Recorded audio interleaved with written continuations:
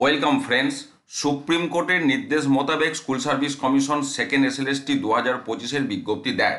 যদিও সেই বিজ্ঞপ্তি সবটা সুপ্রিম কোর্টের নির্দেশ মোতাবেক হয়নি এমন অভিযোগ তুলে বেশ কিছু মানুষ কিন্তু কলকাতা হাইকোর্টের দ্বারস্থ হয়। সিঙ্গেল বেঞ্চের পর ডিভিশন বেঞ্চ ফাইনালি 16ই জুলাই যে জাজমেন্ট পাস করে, সেখানে তারা পরিষ্কার জানিয়ে দেন যে চিহ্নিত টেন্টেডরা পরীক্ষা বসতে পারবে না, বাকি 2025-এর যে নিয়ম করা হয়েছে সেই নিয়ম মেনেই পরীক্ষা হবে।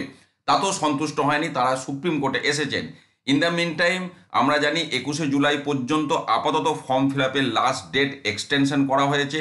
গতকাল আমরা এটাও দেখেছি, একটা পরীক্ষার তারিখ সামনে এসেছে 7ই সেপ্টেম্বর এবং 14ই সেপ্টেম্বর। তো সেই জায়গায় দাঁড়িয়ে এই মামলা সুপ্রিম কোর্টে সংবাদপত্রে যেটা আমরা দেখেছিলাম আজকে শুনানির সম্ভাবনা ছিল, আবার কোনো সংবাদপত্রে আজকে দেখতে পাচ্ছি লিখেছে সামনের সপ্তাহে শুনানির সম্ভাবনা রয়েছে। তো সুপ্রিম কোর্টে সেই মামলার কি স্ট্যাটাস বর্তমানে সেটাই আমি আলোচনা করব। আপনারা দেখতেই পাচ্ছেন Arunima Paul versus state of West Bengal. এবার এখনও দেখুন হেয়ারিংয়ের কোনো ডেট কিন্তু এখানে আসেনি, না আসা যথেষ্ট কারণ আছে।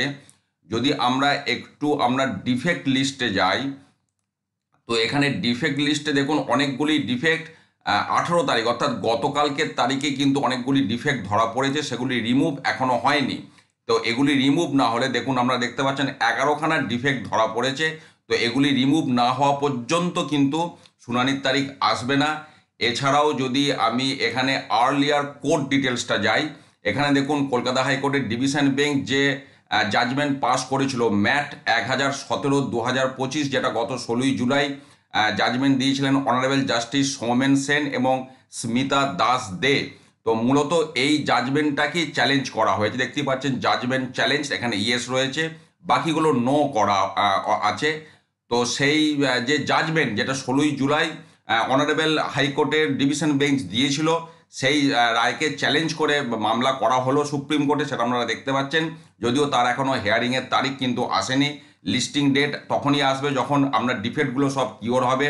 এখানেও দেখতে পাচ্ছেন লিস্টিং ডেট কিছু নেই। পাশাপাশি আরও একটু বিষয় এখানে দেখাবো, ক্যাভিয়েটটা যদি আমরা যাই, অলরেডি দেখতে পাচ্ছেন স্কুল সার্ভিস কমিশন কিন্তু ক্যাভিয়েট করে রেখেছে, অর্থাৎ এই যে মামলাটা শুনানি হবে সেখানে স্কুল সার্ভিস কমিশনকে ডেকে বা তাদেরকে জানিয়েই কিন্তু শুনানি করতে হবে, যেহেতু স্কুল সার্ভিস কমিশন ক্যাভিয়েট করে রেখেছে। তারা 17 তারিখে ক্যাভিয়েট করে রেখেছে, আমরা দেখতে পাচ্ছেন। তো কাছাকাছি যে সেকেন্ড এসএলএসটি 2025 কিন্তু কলকাতা হাইকোর্টের সিঙ্গেল বেঞ্চ ডিভিশন বেঞ্চ পার করে এরপর সুপ্রিম কোর্টে এসে হাজির হয়েছে। আজকে আপনার শনিবার, আগামীকাল রবিবার, সোমবার হয়তো যদি এই ডিফেক্টগুলো কিওর হয় সেক্ষেত্রে আমরা জানতে পারবো সেখানে পরবর্তী শুনানির তারিখ কবে আসছে। তো সেই সংক্রান্ত আপডেট যেমন যেমন আসবে আমি অবশ্যই আপনাদের সাথে শেয়ার করব। ভালো থাকুন, সুস্থ থাকুন, ধন্যবাদ।